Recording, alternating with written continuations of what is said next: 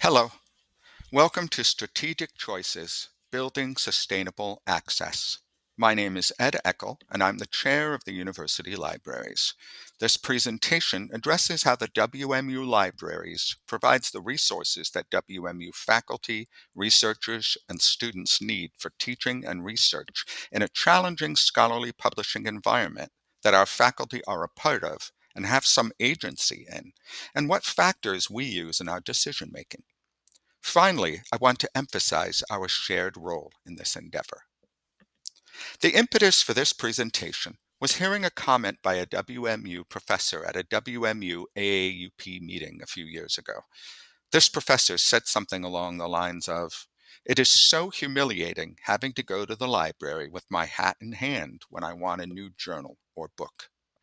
The implication was that the library was acting as a gatekeeper, determining who gets what resource for their research.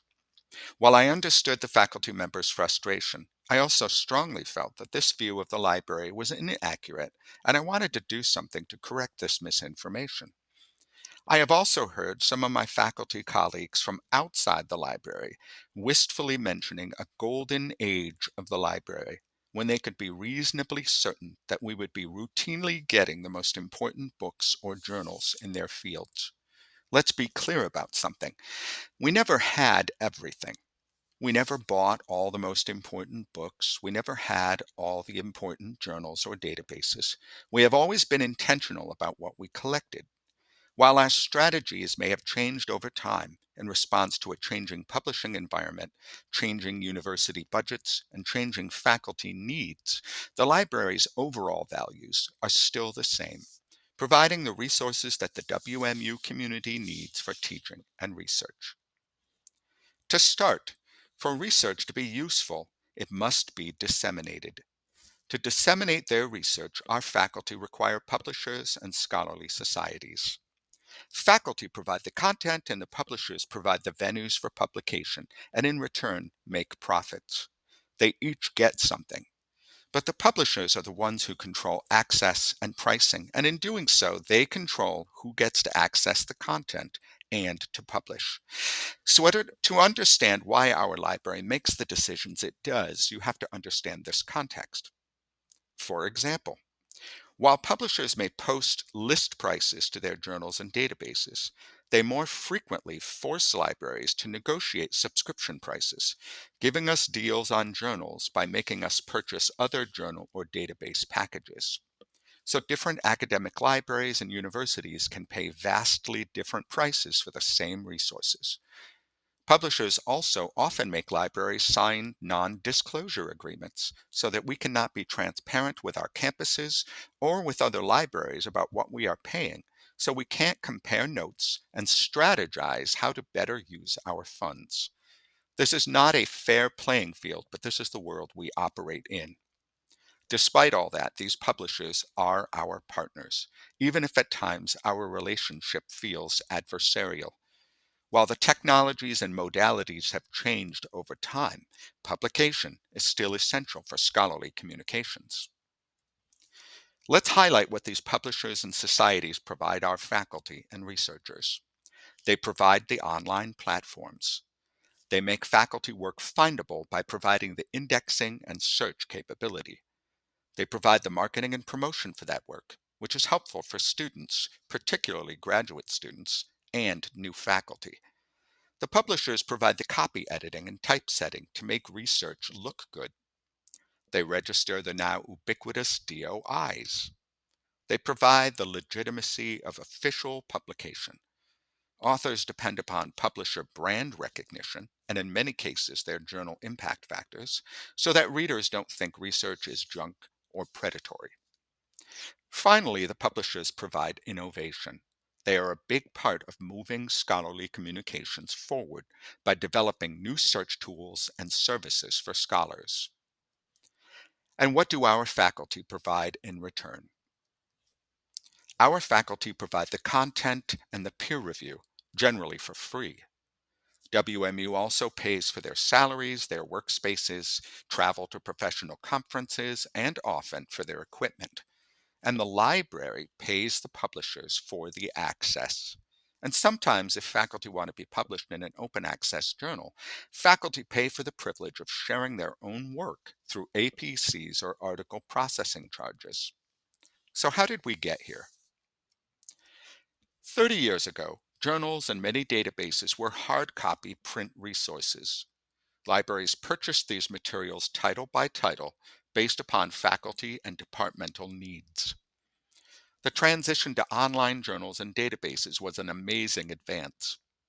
Suddenly, we could make journals and indexes, now called databases, available remotely to our community. At first, this saved us money because we didn't have to pay for shipping, printing, and for binding the journals. Around that same time, another phenomenon happened. Publishers such as Elsevier, Springer, and ProQuest bought up numerous smaller publishers and got bigger. Their portfolios of journals grew to include thousands of journals. These publishers started offering libraries large packages of journals or big deals for very reasonable prices. The nice thing about them, aside from the cost, was that we no longer had to pick and choose what journals we wanted. We got them all. The first drawback with this is that many of the journals and magazines in these big deals weren't important to many of you and got little use. But we had access to the important journals, so it didn't seem to matter at that time if we were also paying for a lot of filler, because the pricing was good for us overall, and hence for you, kind of like cable TV. The second problem is that these publishers kept raising subscription prices on these big deals, as well as for databases and electronic book collections. Over time, the online resources became increasingly important to you and increasingly expensive to us. Given these rising prices and the constraints on our budget, it no longer makes fiscal sense for us to subscribe to these big packages. We are now moving from these big packages to again selecting journals on a title by title basis the way we did 25 years ago. WMU is not alone in this. Other academic institutions, such as MIT, SUNY, and the University of California system, have also stepped away from big deals, in some cases completely canceling their subscriptions to publishers such as Elsevier and the American Chemical Society. To help us be more intentional, the library collects data on how much databases in particular journal titles get used and what the cost per use is. As subscriptions come up for renewal, our faculty librarians will now be contacting WMU academic departments and asking the chairs and faculty what the most important journals are in their fields, the core journals. Core may include where faculty publish most frequently, titles they feel are essential to their research, teaching, or grant writing, and titles or databases required for accreditation.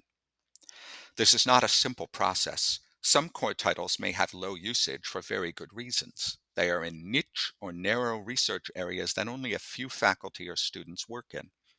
Some core titles may be very expensive, in some cases over $20,000 for one journal. That's the prestige factor of high impact journals. It's tough for us, but that's the scholarly publishing and market that we have to negotiate in. We also understand that while usage and cost data are essential, some journals may be strategically important even if they show low use. We have to balance a lot of factors, but that is what we are trained to do as librarians. Smaller publishers, independent journals, and some scholarly societies are still publishing quality journals that are not part of these big packages and so may be more affordable. In addition, there is an ecosystem building of libraries and consortia sharing resources and negotiating more affordable publishing deals together. Another important movement in scholarly publishing is the open access movement, making research available to readers and scholars for free. WMU authors have already been publishing in open access journals for over 10 years. 27% of all WMU publications were open access in 2024, according to the database Scopus. Open access maximizes your impact and readership because users can read it without paying for it. However, many open access journals charge authors an article processing charge, or APC. These are often over $2,000 per article. The library has responded by signing special licensing agreements called transformative agreements with some publishers that enable us to both get access to the content and cover the fees for WMU affiliated authors. The agreements are transformative in that they shift the business model toward of scholarly publishing toward open access.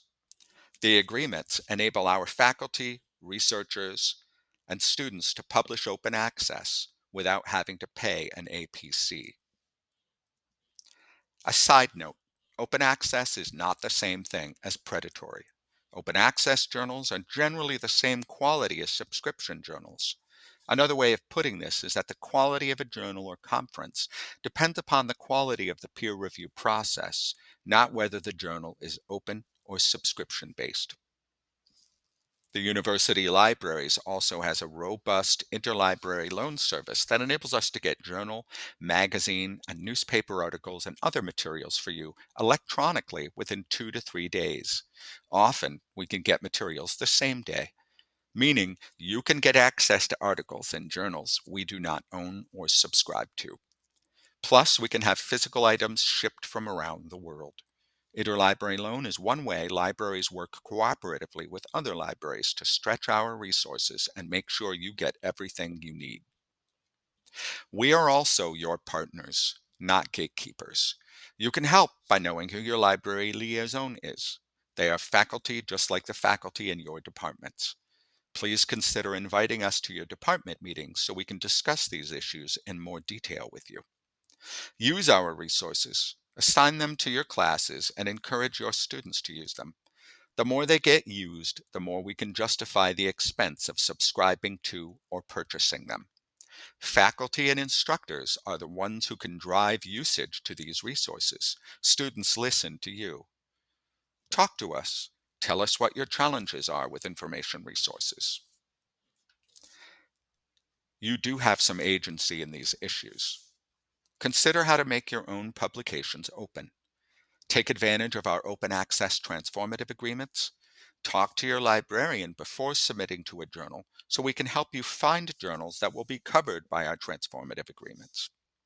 If you cannot publish open access, post your own accepted manuscripts in scholarly repositories. This costs you nothing, but means the world for researchers who want to read your work.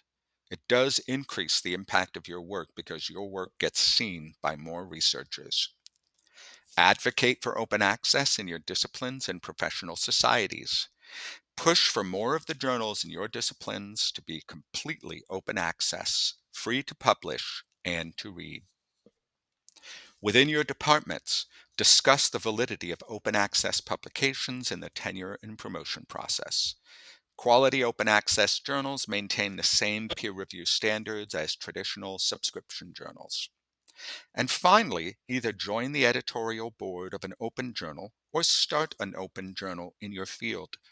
You can't complain about journal APCs or fees without doing the work to promote and support full open access. You are the researchers. Take control of your research back from the publishers. To sum up, while there are challenges in how scholarly publishing is organized these days, we do have agency.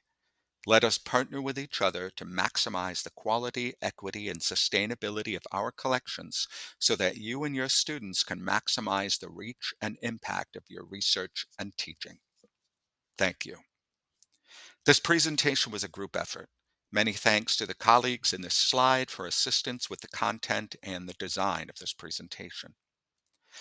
You can download a copy of this presentation using this link and this QR code.